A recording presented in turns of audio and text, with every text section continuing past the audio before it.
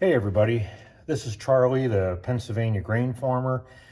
This is Sunday, March the 13th, and I'm coming 2022, and I'm coming to you from my red shed here in not so sunny Western Pennsylvania. Uh, I'm not able to be out in the fields doing anything yet. Haven't done any field work yet for this year, and that may continue for a little while, but we just had about 5 or 6 inches of snow yesterday with one of our typical March winter snowstorms that came through. So it's supposed to get warmer this week. I'm hoping maybe by the end of the week we'll have had enough of nice days that maybe I'll be able to get out there and do something, but I guess we'll just wait and see. So at this point, I'm basically stuck here in the red shed with an adult beverage, and I thought that I'd do a video today that I'm calling my strategy for farm planting inputs for 2022.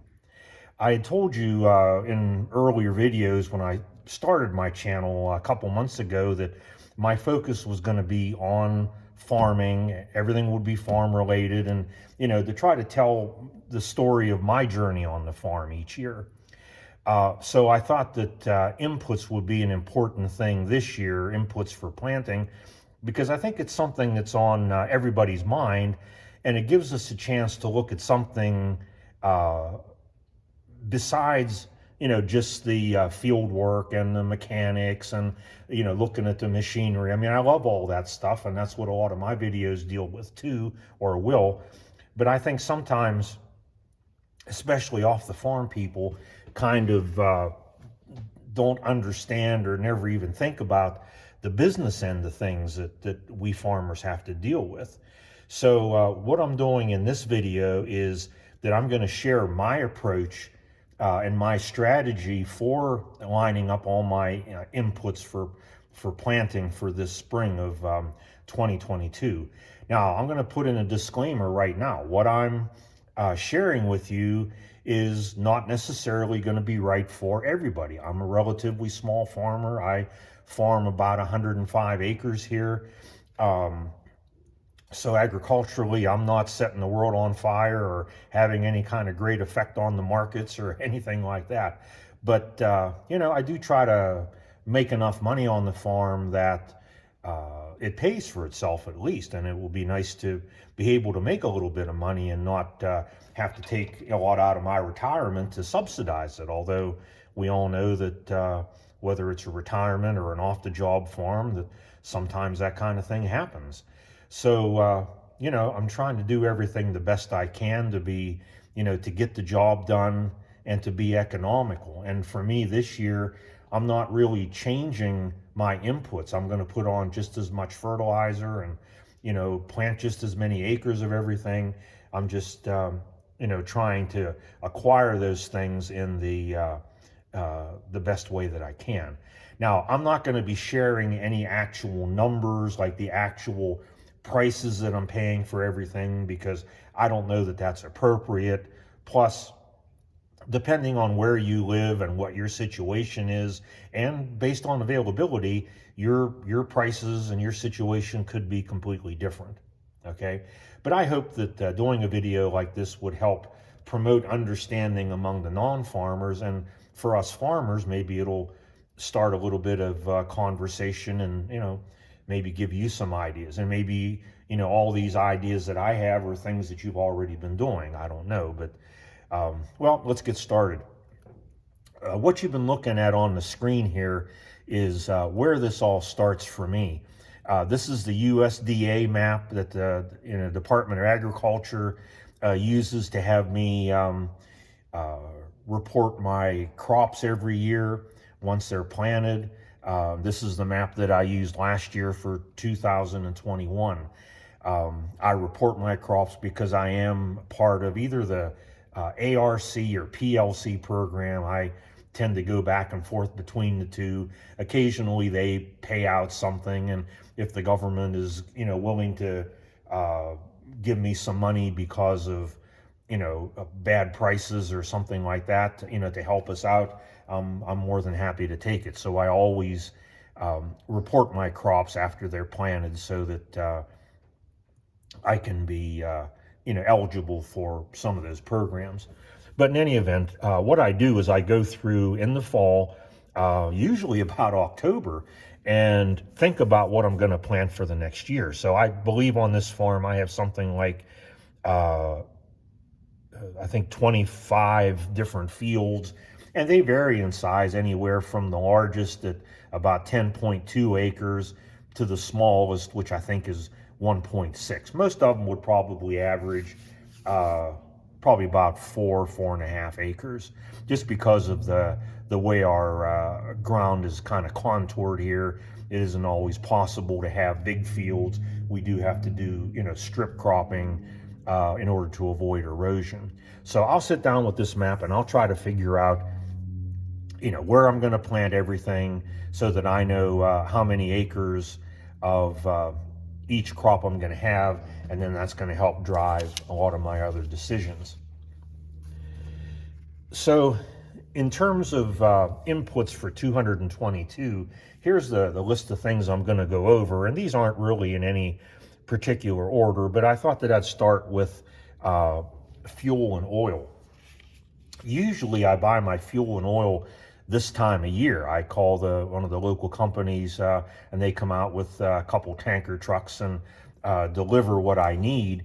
But with the way gas prices had been changing in 2021, and this was before any of this Ukraine stuff started, I just wasn't sure what was going to go on, and I was afraid that the prices were going to go up. So I actually made my fuel purchases for 2022 back this past December. Most of my tractors are gasoline. My only diesel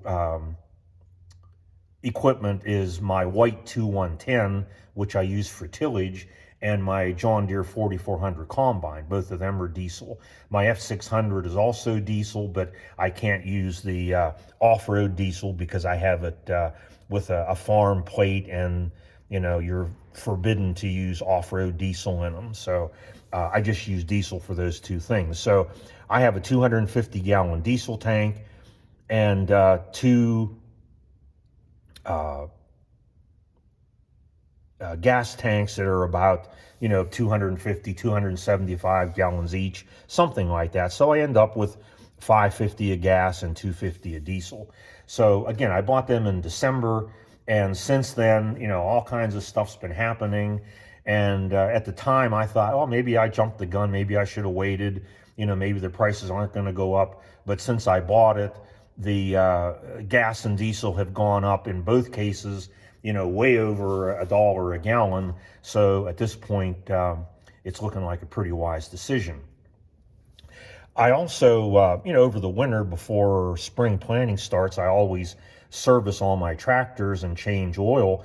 And I was not so much worried about the price, although maybe with, again, the Ukraine situation, maybe the prices of the oil and stuff's going to go up, but I was more worried about availability. So I ended up buying something like 40 gallons of 15W40, and it is getting hard to get. I had to go to even places like Home Depot. I bought a good bit from Tractor Supply. I was buying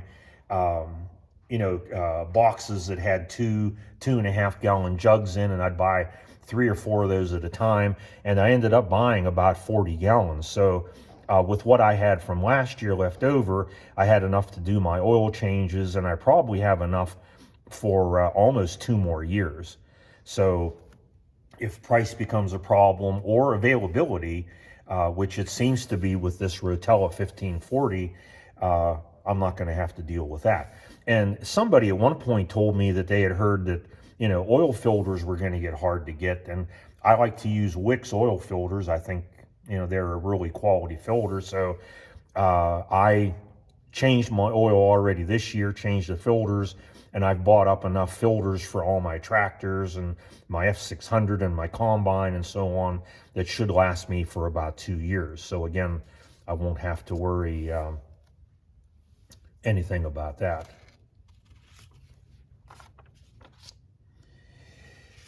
All right, next I thought we'd take a look at seed and seed costs. And what you're seeing there is a list of the things that I plant each year. I plant corn. I plant corn and soybeans. I also plant oats, and when I plant my oats, I underseed it with clover and timothy. And that way, the year after I have oats, I get a nice stand of clover, and then usually for a couple years, I'll have a decent stand of timothy.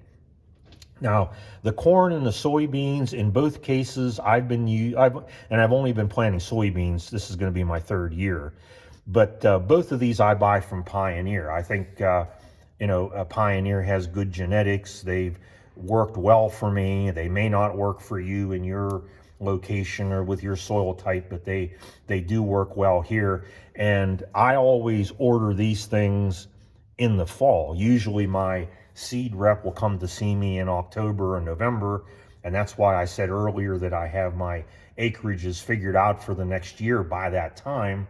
And I believe if you pay, this past year it was something like, if you pay by December 8th, that's when you get the biggest discount. Okay, so I always try to do that. I always try to buy it in the first wave, and that way I get these at the cheapest price. And these did go up somewhat this year, but it wasn't absolutely terrible. One of the things that our local Pioneer dealer does for us is that he'll take a couple of us smaller farmers that are neighbors here and kind of combine us together to make a bigger total order out of it, and that way we get a quantity discount, and it lowers the price for all of us. So we really appreciate when he does that. Now, oats, I'm not buying any oat seed this year because I have my own. Last year I did buy certified seed, and for 1 4-acre field, and when I harvested that field, I put it into a separate bin. And so because that was off a certified seed last year, it'll be definitely be good seed this year, and I'm glad that I don't have to buy any. But what I do know is the current price of oats, not for seed, but just plain old oats that you'd sell to somebody to feed livestock, has skyrocketed up to $6.50. And my understanding is that's because there appears to be a shortage of oats this year. Excuse me, I know in a couple other countries where they eat a lot of rolled oats and stuff like that, they're really getting upset because the price of that has really gone up. But the last few years it seemed the price of oats was somewhere between $2 and $3, so it's more than doubled in the last year at $6.50. And I can remember back a couple years ago when oats was $2 a bushel as sold by the farmer, that the seed oats would then sell for $6 to $7 a bushel. So I have to be honest, I didn't price any seed oats this year because I don't need it. But my guess would be in our area that the seed oats is probably going to be selling for nearly $20 a bushel or more. Okay, and that's if you're going to be able to get it, because again, there is a shortage of oats, and hopefully that's not going to be a problem for everybody. And that's why I'm glad I'm going to be able to plant my own and to avoid that situation. Okay, clover and timothy, I will be buying this year, and I already have bought it, in fact, and I got that about a month ago because I wanted to make sure that my strategy was to have as many inputs on the farm here in my hand as I could, because I do worry about the supply chain.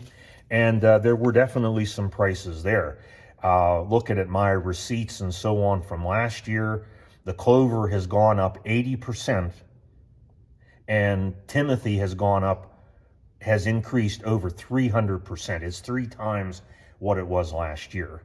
So, and again, I don't know if there's going to be a shortage or not. You just never know, especially with the supply chain the way it is. So about a month ago, I went to the one local ag store where I do buy a lot of things, and I bought that stuff and physically took possession of it and brought it home to make sure that I could have it. So trying to do the best that I can to save as much as I can on seed. Now, fertilizer, I use a couple different fertilizers depending on the crop. For corn, I generally use triple 19. For oats, I generally use 10-20-20. Soybeans, I use 5-26-30. And then I usually top dress some of my hay, my Timothy, and my corn when it gets about roughly about a foot tall. I'll top dress with some granular urea. So these are the kinds of fertilizers that I would be buying for this year. Now, some of that I've already bought. I've already purchased the 10-20-20, the urea, as well as the fertilizer for my soybean, but I'm not using 5-26-30 this year. I'm using something a little bit different. And all that stuff is supposed to arrive this week. And I get that bagged. And I know some of you will say, well, it's easier if you do it in bulk and it's cheaper. And I know that. But my problem is, again, I'm a small farmer. I have gravity wagons, but I don't have a gravity wagon with an auger on it. So I'm not really equipped to deal with bulk fertilizers. And I've usually been spreading it with one of those cone-shaped 3-point hitch seeders. Okay, so the bags actually, work pretty well for me, and it isn't so many bags that it's prohibitive. So in getting that fertilizer, the 10-20-20 has gone up over 31% from last year, and urea has gone up 46%.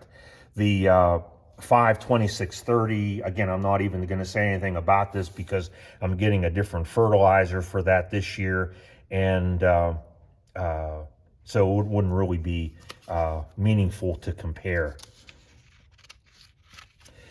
So those are for the urea, the 10-20-20 for oats, and then the fertilizer that I'm getting for my soybeans. That's already, I locked in the price early in February, and they're supposed to deliver it here to the farm this week, and I'll feel better whenever it's here.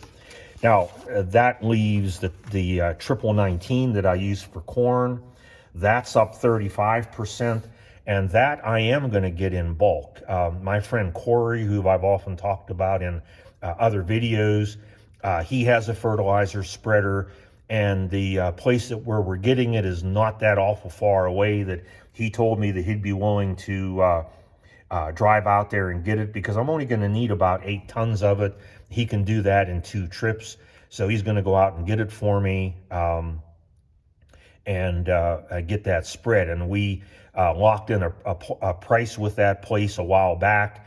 And so the man says that he has that fertilizer, there at his facility, and we haven't locked in, have a price and the availability locked in. Because again, I know I keep saying it, but the availability of these things, the supply chain is really a worry for me, and I'm trying to make sure that, I have and can get everything that I'm going to need.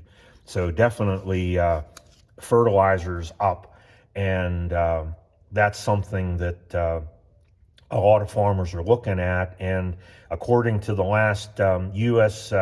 Department of Agriculture estimates I saw, they're actually expecting more soybeans to be planted this year than corn, just because the fertilizer or the soybeans is a little cheaper to plant. So, these prices do have an effect on things. Okay, herbicides. This was something that, again, I was kind of speculating on. I use herbicides to spray my corn. I use things like atrazine, prowl, 2,4-D, a little bit of 2,4-D, and glyphosate, or the generic version of Roundup.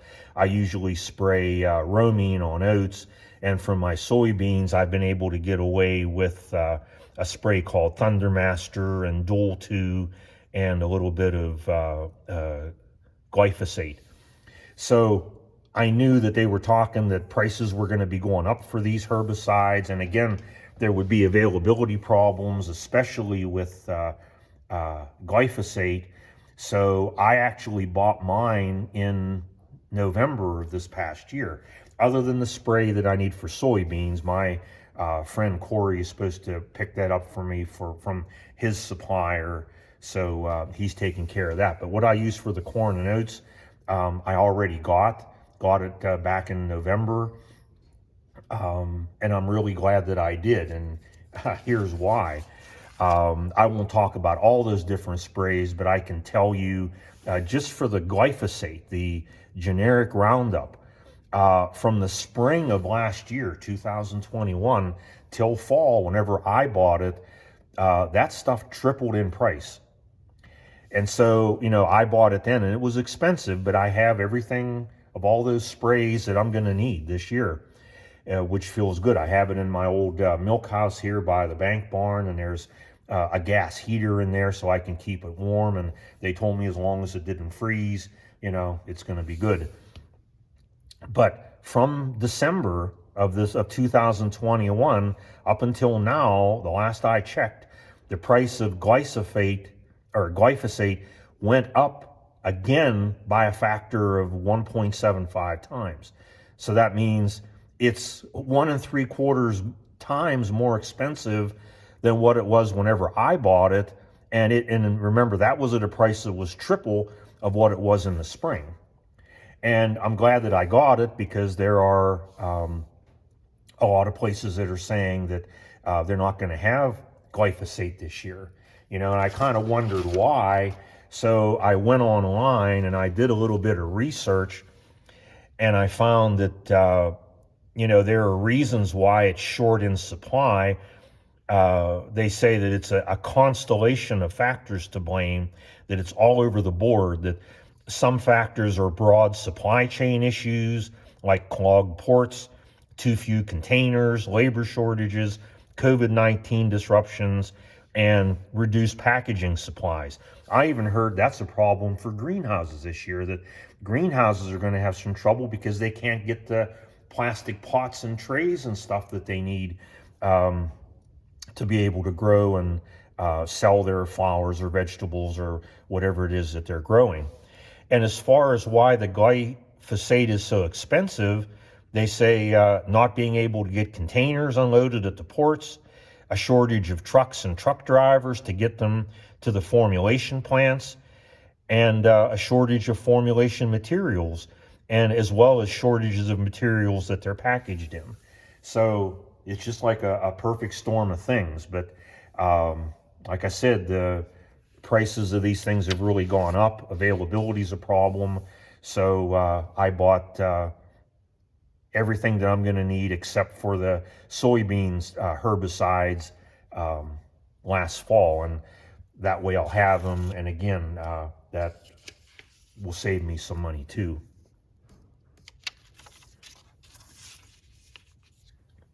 Okay, last thing on the list, baler twine, and this is probably the best news. I usually wait till spring to buy my baler twine, and I actually this year bought it about a week ago.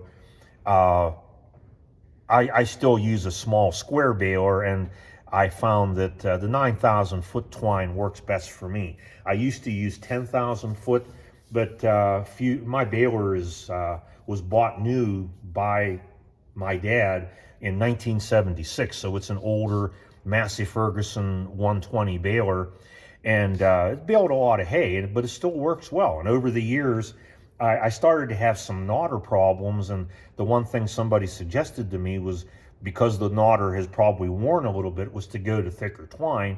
So I changed from 10,000 to 9,000 foot, and that pretty much solved my problems. But when I went to purchase this twine, I was happy to see that for a bundle of 2 rolls, it's only gone up maybe about $5 over the price that I paid last year. I think last year I paid $51, and this year I paid $56. So yeah, that's an increase, but I didn't have to buy a lot of it. I have enough on hand here that will probably do me at least 2 years. So it wasn't like I was spending that much, but at least the fact that it didn't go up and it was available, that was all good news.